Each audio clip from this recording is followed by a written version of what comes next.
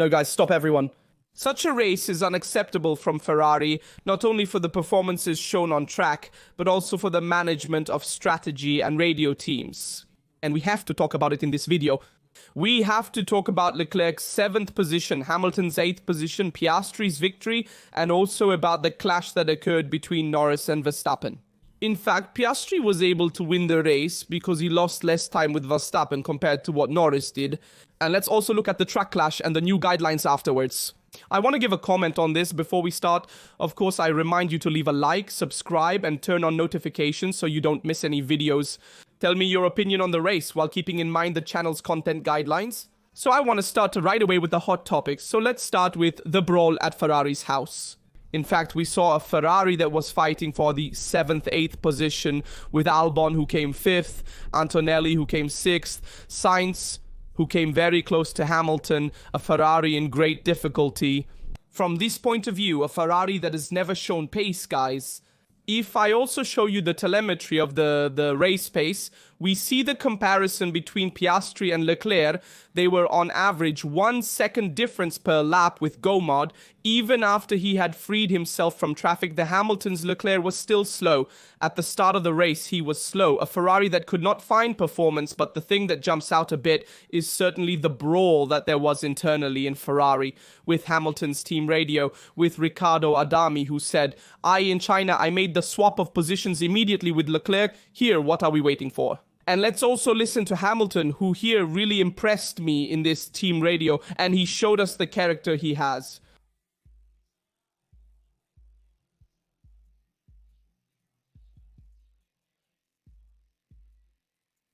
Hamilton, a 7-time world champion, is very demanding. And his attitude is that of a fighter. He himself has also defined it. And it's normal that he reacts like this in these situations. Many have said, damn, but he is too demanding. He demands too much from the team. He makes too exaggerated requests. In my opinion, no, guys, at this point in the race, when Hamilton was behind Leclerc after the tire change, it's normal that he wants to pass because Hamilton had started with hard tires, Leclerc with medium tires. They made the pit stop. They switched the tires. And Hamilton, after he found himself behind Charles Hamilton with medium tires and Leclerc with hard tires, it's normal that in the first laps with new tires, Hamilton had an extra edge. He had more grip on the tires, but this grip, we know that in these ground effect cars lasts really few laps. Really few laps are enough. And then you also overheat the tires, so it is fundamental in these cases. Here we are at lap 39. I also show you this graphic that you have to swap positions. There is no other way. Here it is important to do it immediately without wasting time. It's true that every swap loses about 2 seconds, but they waited too long at Ferrari to do the position swap between Hamilton and Leclerc in letting Hamilton pass. And he said it himself also in the post-race statements. He said, I'm used to this at Mercedes. We want to get the maximum result from the team. So if there is a faster car between the two drivers and the same team, it is let through. And this is right in my opinion. In this case, it was right to let Hamilton pass and let Hamilton try to chase, let's say, Antonelli, to try to catch Antonelli from the front in the same position. And here, therefore, the first mistake of Ferrari was seen, in my opinion, in the sense of making this swap of positions a bit too late. They waited too many laps. In doing so, it's true that the pace must be certain, but Hamilton at that moment had more pace than Leclerc, and in case if Hamilton manages to catch Antonelli, you make the swap of positions in turn later. It's also true that Leclerc has the hard tire, so it's normal that Leclerc would have gone faster than Hamilton at the end of the race because Hamilton's tire stopped during the virtual safety car. So he took advantage of making that very early pit stop to put on medium tires. In that case, since Ferrari did well to make the early pit stop because under virtual safety car, you save 10 seconds. And the pit stop is done in about 11 seconds instead of 21, and so he did well to anticipate the pit stop. Hamilton, however, it's normal that doing 30 laps with medium tires is really difficult. That is, he can't keep a high pace. So here we saw the first moment, let's say, of sparks in the Ferrari house, but we are talking about fighting for a 7th and 8th position. I want to remind you, and so in this case, Hamilton, he passed, but he passed too late. That's why he didn't have pace to catch Antonelli, who struggled to catch him.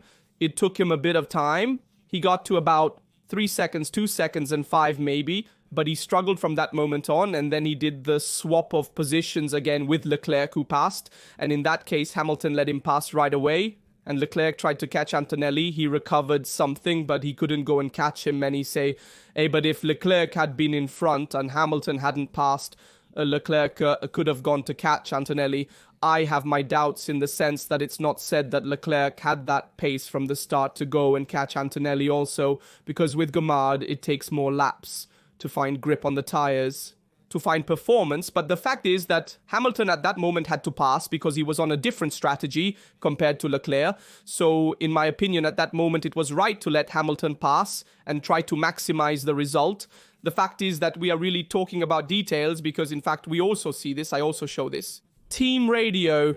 This is not good teamwork. That's all I'm going to say. This is what Hamilton said on the team radio. And there have been many tense team radios where Hamilton vented with the team. You can see that the situation at home. Ferrari is not calm, even inside the same pilots. Two pilots are obviously guinea pigs of this machine if we want, but it is accusing a lot of frustration. Hamilton about this car, because it's a difficult car to drive, hard to push to the limit. It's a car where you struggle. It's hard, guys, to drive. Among other things, we also saw Hamilton's slow pit stop in 3 seconds and 4. There were many mistakes in this race, but another thing makes you feel again, which also summarizes Hamilton's relationship at this moment with his track engineers, Riccardo Adami, and the team radio is this one. Now I'll show you a moment that I find it here when Hamilton vents with his track engineer.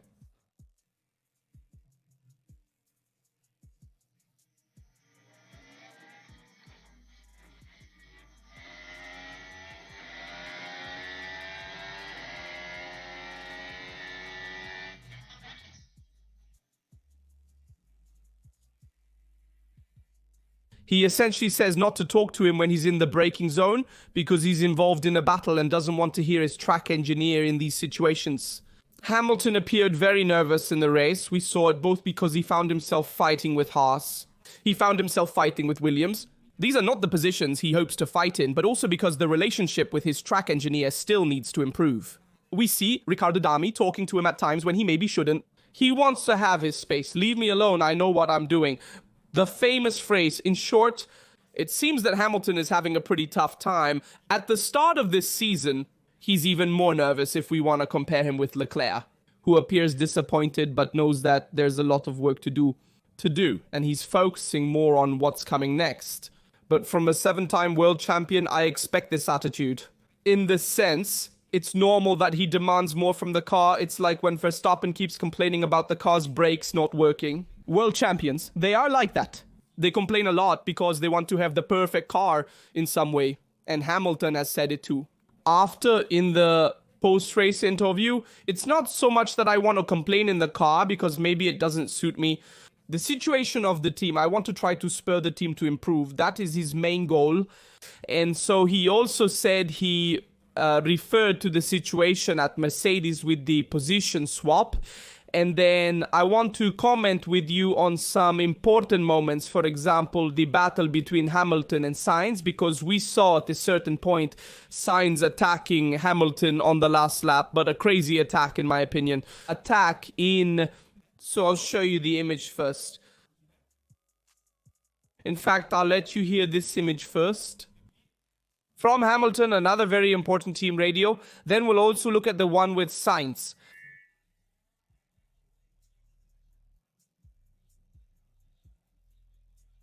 This team radio struck me a lot. He says, in China, I immediately swapped positions. What are you waiting for here?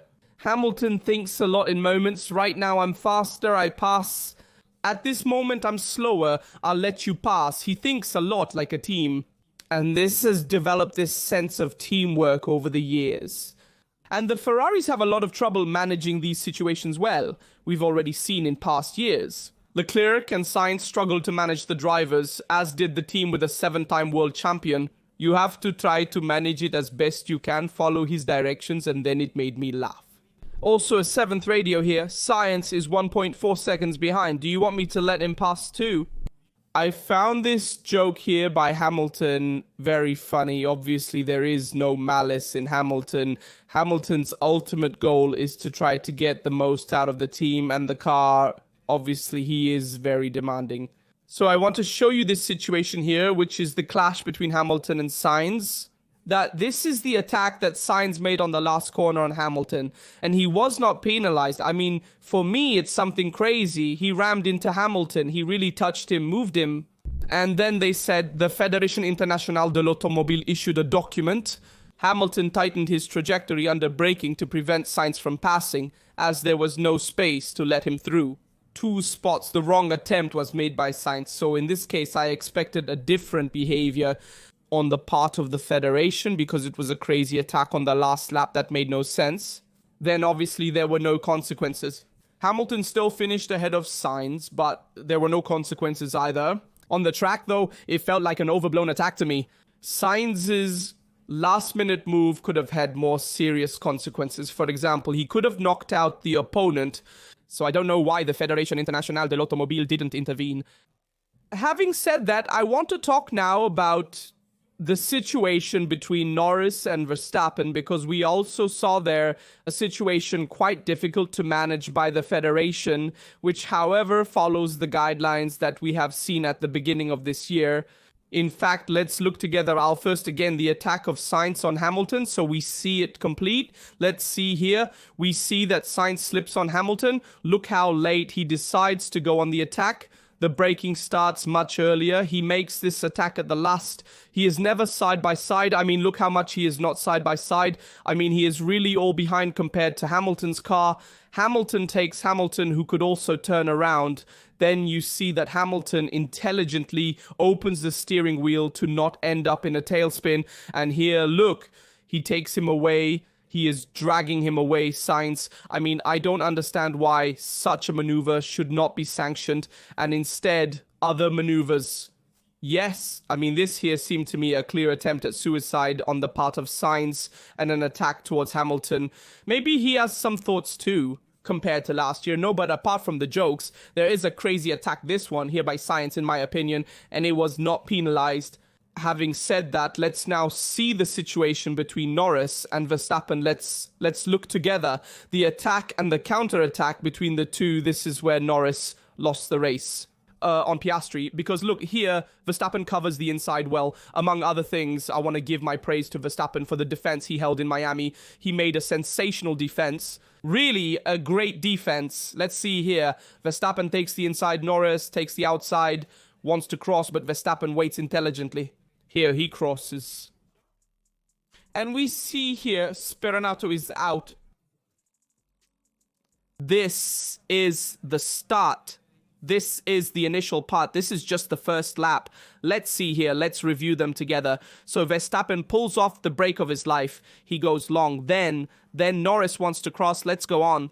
Here he is side by side. But the problem is not so much with Verstappen in this case, because Verstappen was not penalized.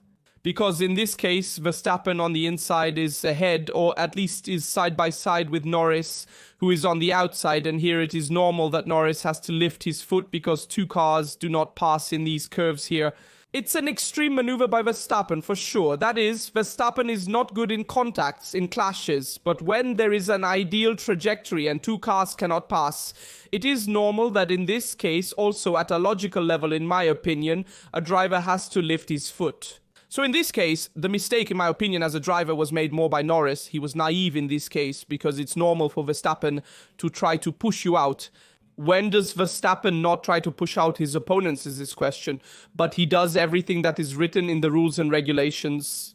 That is, Verstappen was not unfair. In this case, if we want to, because he still followed the rules, it's Norris who forced a move that you can't make on Verstappen. You can't pass on the outside of turn 2, let's be clear about it.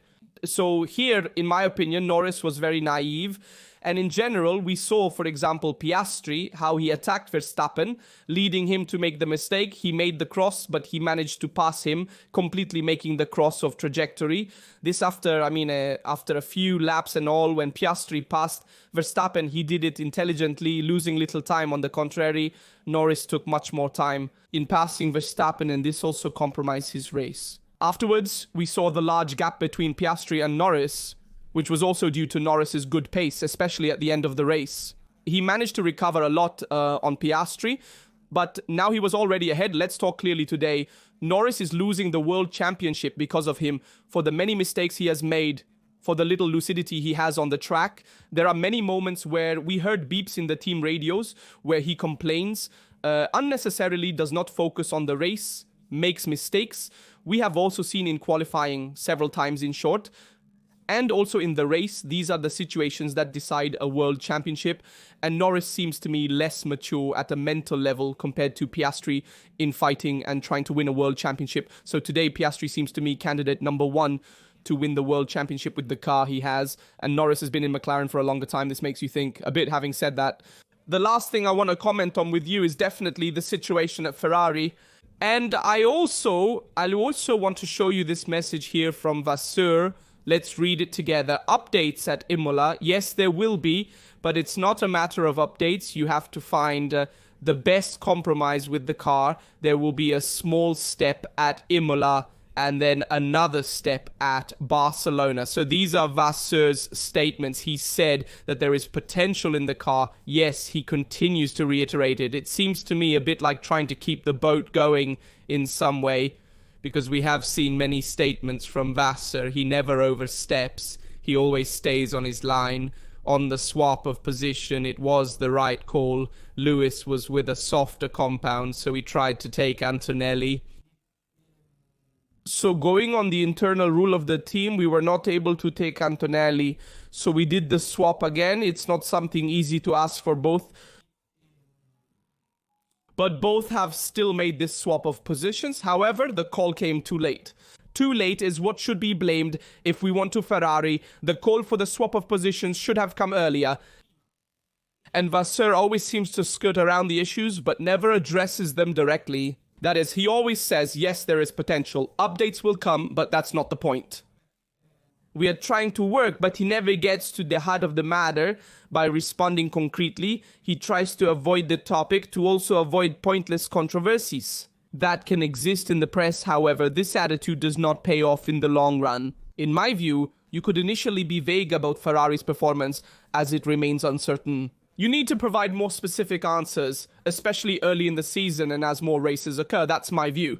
So also pay attention to the role of Vasseur. If he continues like this, he may be questioned. In my opinion, however, we need to give continuity to the technical team for a few years, because this is what the top teams do. Give continuity to their staff, because otherwise you can't create a homogeneous, cohesive work environment. So that's important. But at the same time, you need to have a different attitude and statements. The way Ferrari has responded over the years has changed. Certainly Binotto's attitude was wrong, but I'm also not liking Vassaro's approach in the long run. On the other hand, I like Leclerc's post-race attitude more. He goes into detail, discusses what's wrong, what's right as it is, in the sense he answers questions precisely.